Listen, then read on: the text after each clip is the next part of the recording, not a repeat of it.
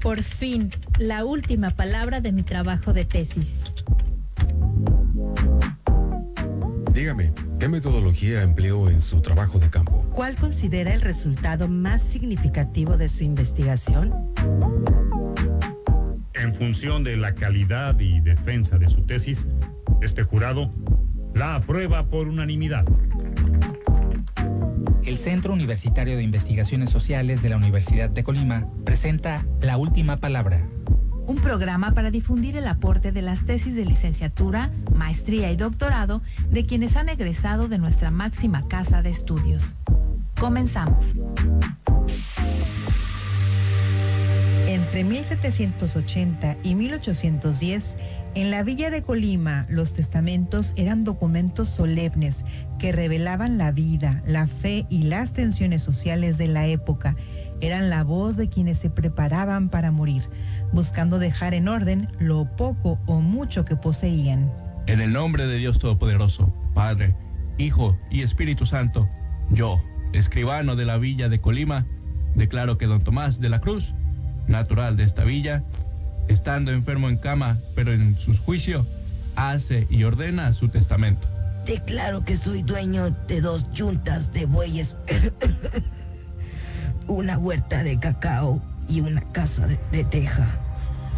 Dejo a mis hijos varones la tierra, a mis hijas las gallinas y el ajuar. Mando decir 20 misas por mi alma y pido ser enterrado en la iglesia mayor. La fe y la iglesia ocupaban el centro de estos escritos. No era solo heredar bienes, sino asegurar también la salvación eterna. Hijo mío, cada misa es alivio para el alma. Lo que dejes en limosna será luz en tu camino. Yo, Josefina Martínez, viuda de esta ciudad de Colima, digo que quiero que mis bienes se aparten 4 pesos para la fiesta de la Virgen de Guadalupe y que mi esclava María quede libre después de mi fallecimiento. Los testamentos también revelan tensiones sociales, esclavitud, herencias desiguales y la lucha por la dignidad. Yo, Juanillo, mulato libre, de 25 años, digo que no tengo bienes más que mi ropa y mis herramientas. Se las heredo a mis compañeros de trabajo, con tal que me velen y avisen a mi madre que pasé a mejor vida. Así eran los testamentos en Colima, mezcla de devoción, familia y memoria. Documentos sencillos que hoy nos hablan de un mundo rural profundamente religioso, pero también lleno de desigualdades. Este día, en La Última Palabra, conversaremos con Rosa María Alvarado Torres, a propósito de su tesis de maestría en Historia, Los Testamentos en Colima, 1780-1810. ¡Comenzamos!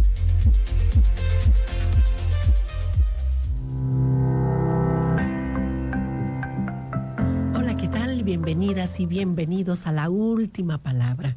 Este programa que en septiembre, mes del testamento, se enorgullece de tener como invitada a la maestra Rosa María Alvarado Torres. ¿Cómo estás? Buenos días, gracias por estar aquí.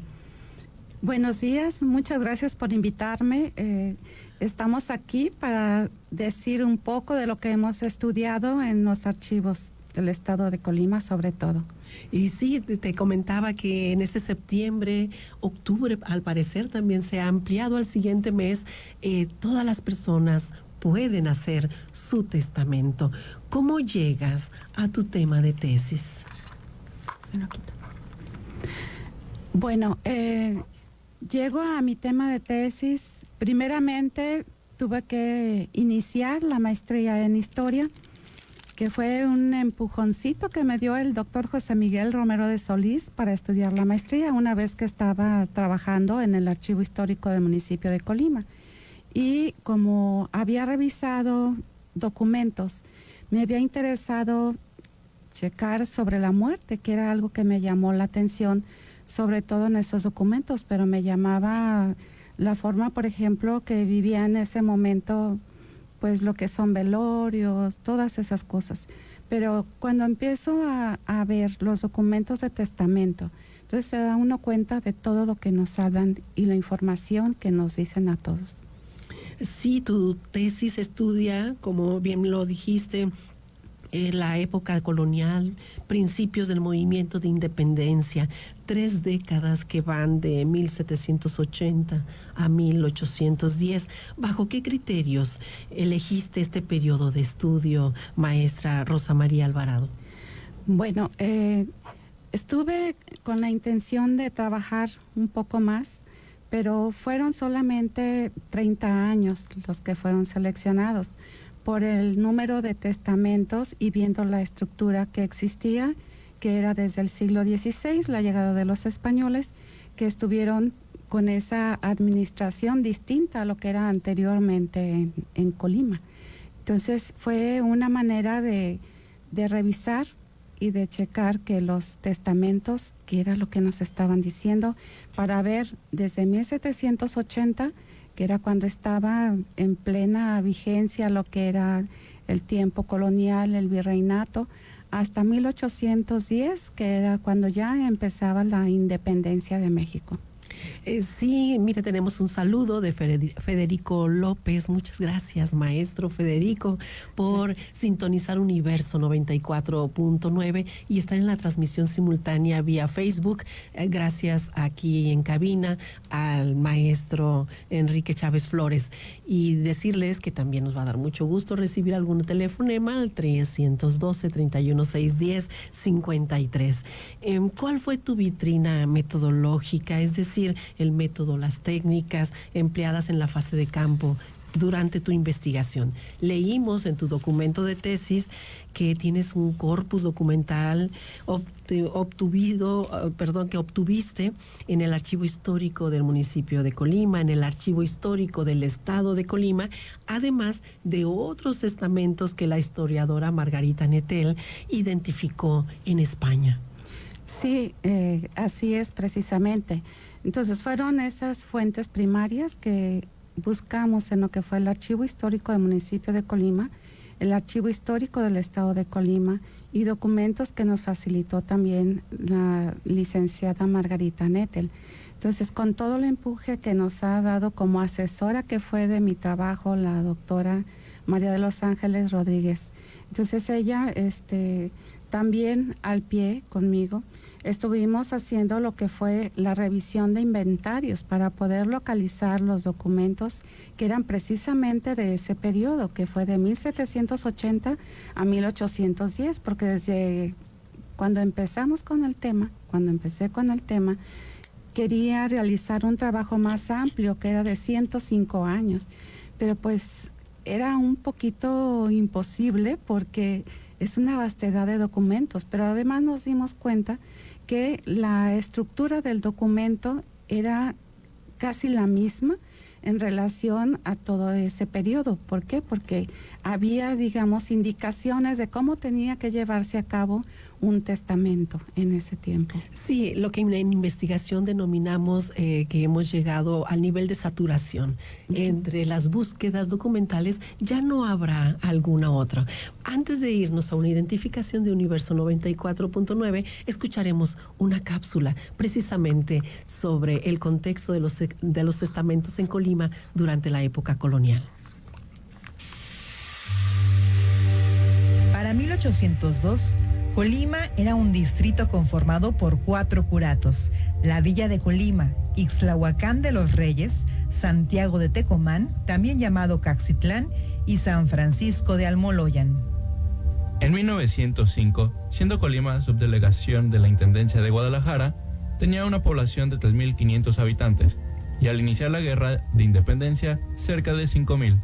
Los españoles introdujeron el testamento, acostumbraban dejar sus bienes al hombre mayor de la familia, se heredaban yuntas de bueyes, burras y caballos para el servicio de la labor, vacas, ropa del día a día, así como vestidos para ocasiones especiales, utensilios de cocina como platos y ollas, dinero, oro y plata, sirvientes y esclavos.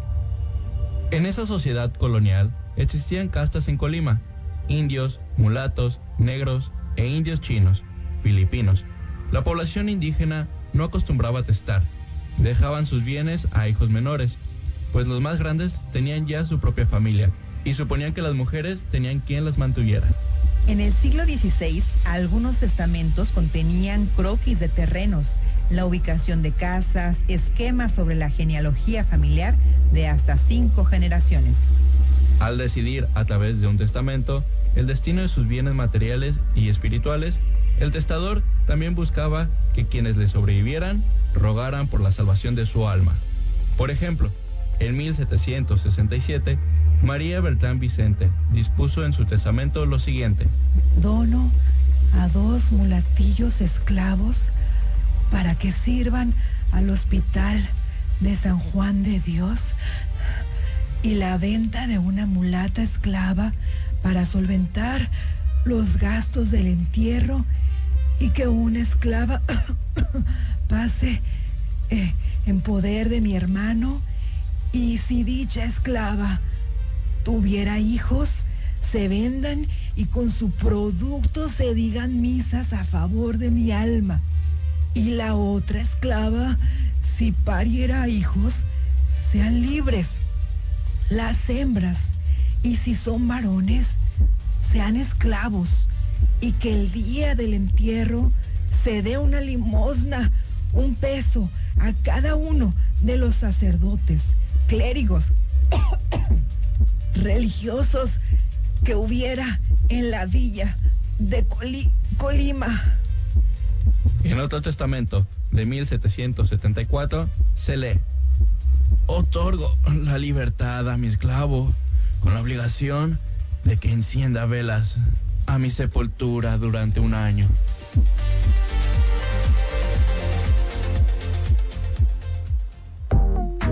Introducción, lista. Marco teórico, listo. Metodología, lista. Normas APA, listas. Conclusiones, pendientes. En un momento continuamos con La Última Palabra. ¿Cómo experimentar un envejecimiento desde el aprendizaje constante, la dignidad y el gozo? Te invitamos a escuchar una serie pensada especialmente para comprender y visibilizar a las mujeres mayores.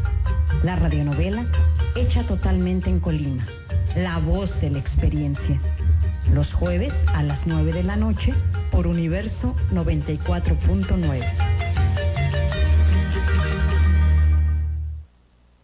Es jueves y te cuesta despertarte en la mañana para ir a la escuela y aún falta para que llegue el fin de semana. No te preocupes, ya tenemos la solución.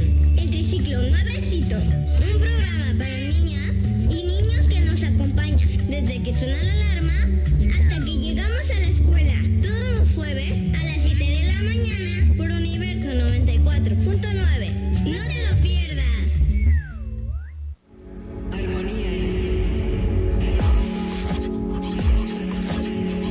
Sintonizas el 94.9 FM. Universo. Armonía en el tiempo.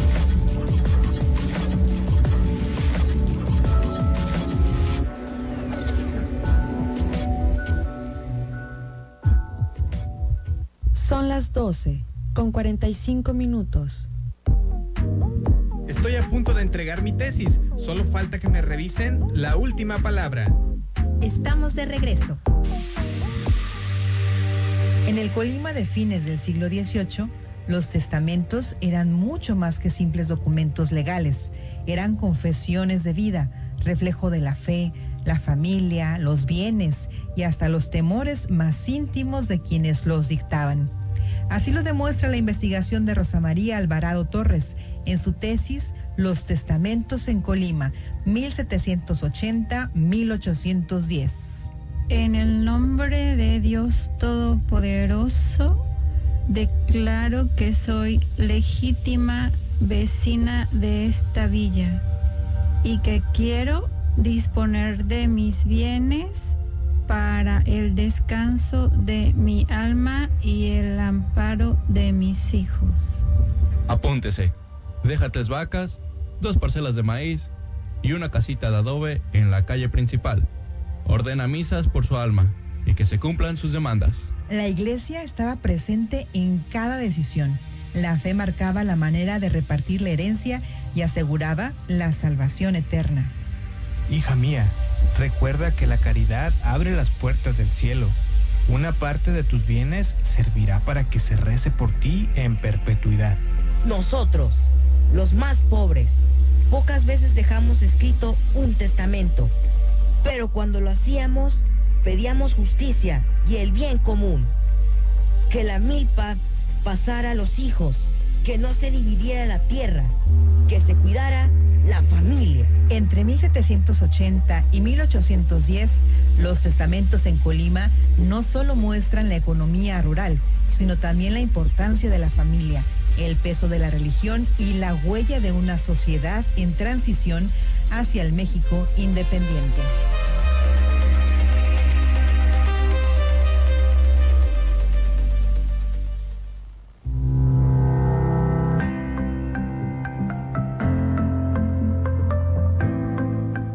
Regresamos al estudio de La Última Palabra. Celia Cervantes conversando con la maestra Rosa María Alvarado Torres sobre su tesis de maestría en Historia, Los Testamentos en Colima, 1780-1810.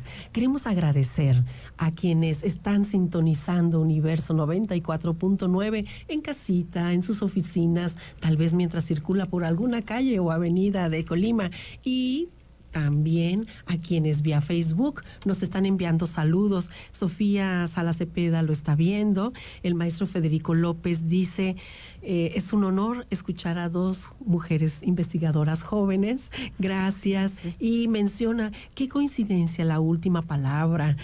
Título del programa: de un colimense de la época colonial, Los Testamentos en Colima, de 1780 a 1810, de la maestra Rosa María Alvarado Torres. Muchas felicidades. Gracias. Maestra, ¿quiénes participaban en el acto de testar? Es decir, ¿era solo la élite colimense de la época o también había una práctica extendida de testar entre la población sin importar la clase social? Sí, era por todas las personas en la sociedad. Nada más quienes no podían testar eran los negros y los esclavos. Eran exclusivamente ellos quienes no podían realizar un testamento. Pero de ellos... hombres, mujeres podían realizar testamentos. Entonces ahí ellos se iban a ver qué era lo que tenían. Incluso había indios que decían, bueno, mi pregunta era si también ellos podían testar, y fue algo maravilloso encontrar que también podían realizar su testamento. Inclusive me llamó la atención ese testamento de un indio donde decía que dejaba sus herramientas de trabajo, iba mencionando, detallando cada uno de ellos y a quién iba a dejarlo. Entonces, así era la realidad entonces. Entonces, aunque fuera, pareciera algo exclusivo, se extendió a la población. Nada más los negros y los esclavos no podían testar. ¿Cómo eran los testamentos del siglo XVI y del siglo XVII? ¿Puedes, por favor, hacer una breve descripción de sus elementos y características? Sí, pues estaba principalmente el testador, que era quien tenía, pues en ese momento, digamos, la necesidad de realizar ese recuento de bienes espirituales y materiales. Estaba la persona a quien él ponía como albacea para que pudiera llevar a cabo todas las condiciones y las indicaciones que él dejaba para que el día de mañana, cuando él ya no estuviera, pudiera llevar a cabo todo lo que él había previsto en eso. Estaba el escribano, que era el que redactaba el testamento y podía dejar por escrito todo lo señalado por el testador para que quedara también indicado al albacea lo que tenía que realizar. Y los herederos, que eran muy importantes, quienes iban a heredar, si iban a ser los hijos, la esposa, o si iba a tener también tutores o curadores, porque en algunas ocasiones no se le dejaba a la esposa, por ejemplo, que llevara a cabo la educación y el cuidado de los hijos, sino que dejaba el esposo, porque era el esposo el que decía, no, vamos a dejar mis hijos en manos del señor fulano, porque él es el que se va a encargar de que mis hijos tengan una formación y una educación. Sí, en tu marco epistémico, es decir, el conjunto de preguntas que sustentan tu trabajo investigativo, también analizaste las enfermedades que causaban la muerte en esa época, las actitudes de quienes habitaban Colima ante la muerte, y también cómo una enfermedad estaba vinculada directamente con la hechura del testamento, como una heredad. No es como ahora que preveemos en nuestra salud, sino que 2 días antes, el día de su muerte, se llamaba para testar. ¿Cuáles fueron tus hallazgos al respecto? Me llamó mucho la atención cuando decían que estaban enfermos de accidente. O sea, para mí fue mi pregunta que dije, ¿se caían del caballo? ¿Qué les pasaba? Porque casi todos mencionaban de esa manera, que está enfermo de accidente. Entonces ya leyendo y metiéndome a cada uno de estos testamentos, me di cuenta que lo que decían era que recibían la enfermedad que Dios les había enviado y que estaban felices, que estaban contentos de estar enfrentando esa enfermedad para la salvación de su alma. Se puede decir que en mucho los testamentos eran un instrumento del buen morir y de encomendar misas para su alma. Sí, era precisamente eso. Se estaban encomendando su alma, estaban mandando decir misas, dejar limosnas. Incluso hay uno donde menciona que iban a hacer una comida, cena, para aquellas personas pobres, para que se les diera una comida para beneficio de la salvación de su alma. Y todo lo ponían como si fuera a ser una fiesta propia de la familia de él. ¿Qué otros aportes de tu tesis de maestría en historia sobre los testamentos en Colima durante este periodo de 1780-1810 nos puedes referir, maestra Rosa María Alvarado? Sí, los otros aportes que pudimos encontrar fueron que, por ejemplo, los testamentos no mencionaban qué enfermedades era de la que padecía cada uno de los testadores, pero encontramos posteriormente, cuando tuvimos que ir a los libros de defunciones, que hasta 1802 fue cuando se hizo la indicación para que en esos libros se anotara de qué enfermedad fallecía las personas, porque se hizo un registro a partir de entonces, pero anteriormente a eso no encontramos. Después estamos encontrando que inician posteriormente a esto los panteones civiles, o sea, que ya es cuando viene una, ¿cómo decirlo? O sea, ya no van a ser enterrados en las iglesias, sino que ahora van a ser en el panteón civil, los entierros de las personas, y donde ya ahora sí se va a llevar un registro de las enfermedades, de las edades, de los nombres, de todo lo que amerita el entierro de una persona, de un difunto. El tiempo de la última palabra casi llega a su fin. Sin embargo, no queremos dejar de preguntarte, maestra Rosa María Alvarado, ¿a dónde te ha llevado tu tesis? Bueno, me ha llevado a la conclusión de ver varios aspectos en el transcurso de nuestra vida como Colima que somos. Anteriormente a lo que fue la llegada de los españoles, estuvieron los entierros que fueron de las tumbas de Tiro. Posteriormente llegaron las iglesias, lo que fue ya por la religión, donde ya los entierros se hacían en las iglesias, ya sea en el atrio, ya sea en la cruz, pegados al altar, dependiendo de lo que se pagaba, era el entierro donde se iba a realizar. Después de esto, ya después de la independencia, entonces surgen los panteones civiles. Por ejemplo, aquí en Colima, el panteón civil que tenemos, que estuvo, fue en Calzada Galván, que a partir, encontré unas fechas de 1833, donde ya se hacían los entierros en esa parte, en esa área. Pero como llegó la fiebre amarilla en 1883-84, se saturó ese panteón. Por lo tanto, hubo la necesidad de realizar y de abrir un nuevo espacio para el entierro de difuntos. Y ese fue el que tenemos ahora en Camino Real. Entonces, ese panteón data de 1884. Pues qué interesante la recuperación histórica de la historia de Colima a partir de los testamentos. Quiero decir, hace unos días hemos sufrido el deceso del doctor José Miguel Romero de Solís, a quien le dedicamos un homenaje en este tema muy vinculado a tu labor, a su labor, porque ambos trabajaron en el archivo municipal. Sí,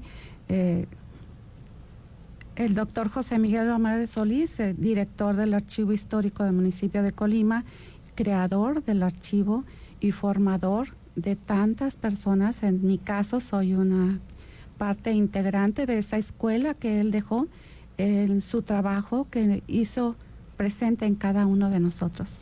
Enhorabuena, gracias, maestra, y en la memoria del doctor José Miguel Romero de Solís, quiero agradecer nuevamente tu presencia en el programa, agradecer también la participación en las dramatizaciones y la cápsula de Diana Peña, David Antonio Tapia, Mateo Antonio, Ramona Cárdenas, Beatriz Morales y Óscar Segura, quien también estuvo a cargo de la edición. La transmisión simultánea vía Facebook a Enrique Chávez, el control de micrófonos a Ernesto Montes de Oca, gracias a la doctora Marina Vázquez y a su equipo de trabajo en la Dirección General de Radio Universidad. Se despide en la producción y conducción Celia Cervantes. Hasta la próxima. La Universidad de Colima presentó La Última Palabra, un programa sobre el ser, saber y hacer académico de profesionistas que obtienen el grado de licenciatura, maestría y doctorado con un trabajo de tesis. La Última Palabra, producción del Centro Universitario de Investigaciones Sociales para Universo 94.9. Hasta la próxima. El colectivo Calostro te ofrece datos interesantes sobre cosas irrelevantes. La baba de